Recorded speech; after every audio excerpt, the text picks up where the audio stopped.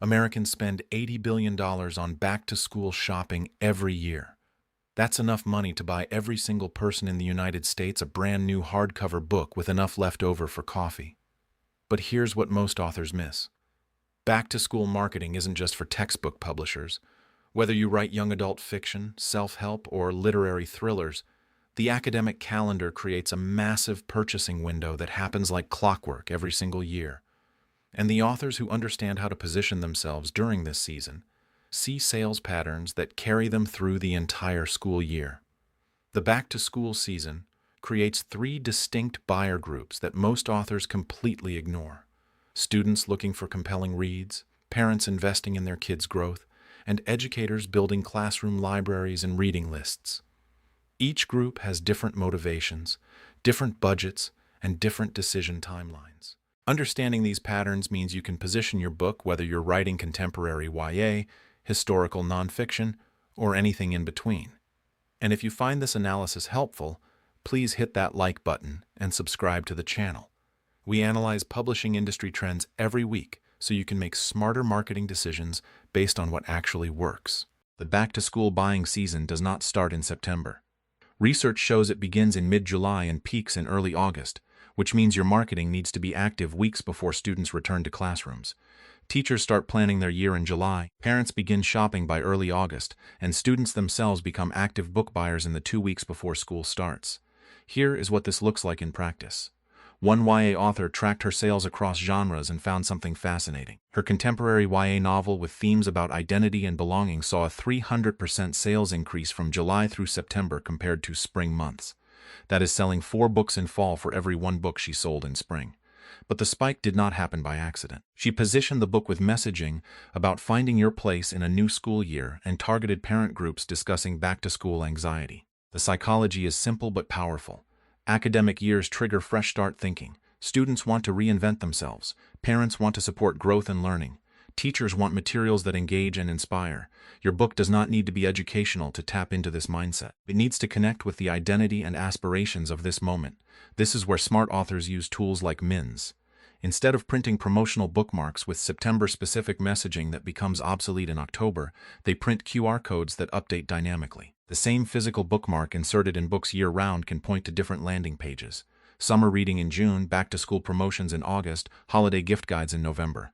One QR code, unlimited seasonal campaigns, no reprinting costs. Every genre can find an angle into educational markets, but the approach changes dramatically based on your audience segment. YA fiction connects directly with student readers, but the purchasing decision often comes from parents or librarians. Nonfiction positions as educational supplements for homeschooling families or classroom resources.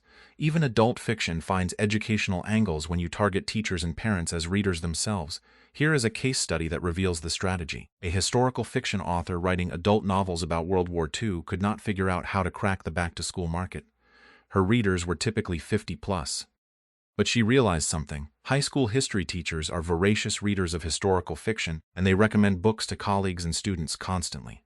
She created a simple 1-page discussion guide for each novel showing how it connected to AP history curriculum standards, then shared it in teacher Facebook groups and education Twitter. The result was immediate.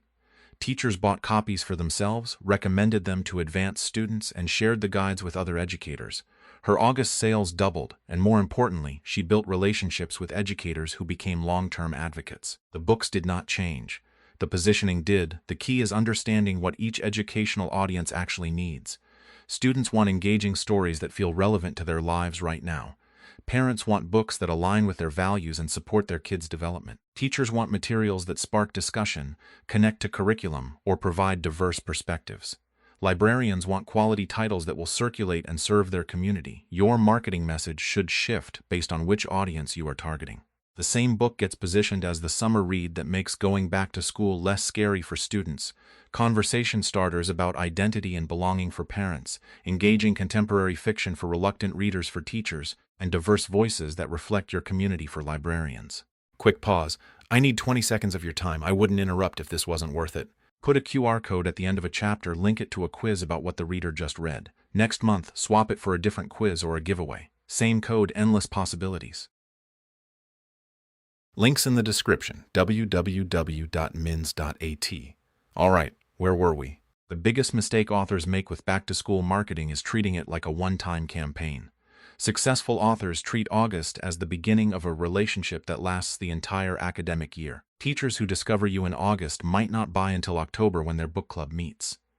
Librarians building fall collections often make decisions in waves from September through November. Students who hear about your book in the first week of school might not have budget or permission to buy until winter break. The authors who succeed in educational markets show up consistently. They engage in teacher communities throughout the school year, not just in August. They create free resources like discussion guides, curriculum connections, or author Q&A videos that teachers can use in classrooms. They make it easy for educators to advocate for their books by providing exactly what teachers need to justify purchases or recommendations. One practical strategy that works remarkably well: partner with teachers to create classroom resources, then share them freely. A middle-grade author created a simple creative writing workshop guide based on her book themes. Teachers could download it, use it in class, and students would naturally become interested in reading the source material. She promoted it in teacher Facebook groups in August, and downloads continued throughout the school year. Each download represented a classroom of potential readers and a teacher who became an advocate. Analytics become critical here. You need to know which educational outreach actually drives sales versus which just feels productive. Track where your traffic comes from, which teacher communities generate engagement, which free resources lead to purchases. Tools like Mins make this seamless because each QR code you share in different communities can be tracked separately. You instantly know if the teacher Facebook group drives more interest than the librarian Twitter community. The back-to-school season is not a 2-week sprint. It is a 9-month relationship that starts in July and runs through the entire academic year. Position your book for educational audiences even if you do not write educational content, because students, parents, teachers, and librarians are all active book buyers with different motivations and timelines. Here is your action plan. First, identify which educational audience makes most sense for your genre and create messaging that speaks directly to their needs and decision-making process. Second, build relationships in educational communities starting now, not just in August, by providing value through free resources and genuine engagement. Third, track your results ruthlessly so you know which educational markets actually drive sales versus which just generate likes and shares. If you found this analysis helpful, please hit that like button and subscribe to the channel. We put out new content every week analyzing what actually works in publishing. Drop a comment below. Which educational audience makes most sense for your book, and what is your biggest challenge reaching them? And if you want these strategies delivered straight to your inbox every week, subscribe to our newsletter. The sign-up link is in the description, and if you are serious about maximizing your back-to-school campaigns, check out Mins. Their dynamic QR code system lets you print once and update your promotions throughout the entire school year. Same physical materials in books and classrooms, different campaigns for every season. No reprinting, no waste, just smarter marketing. Head to mins.at to get started. The academic calendar runs like clockwork every year. Build your educational marketing strategy now, and you will have a reliable revenue stream that shows up every single fall.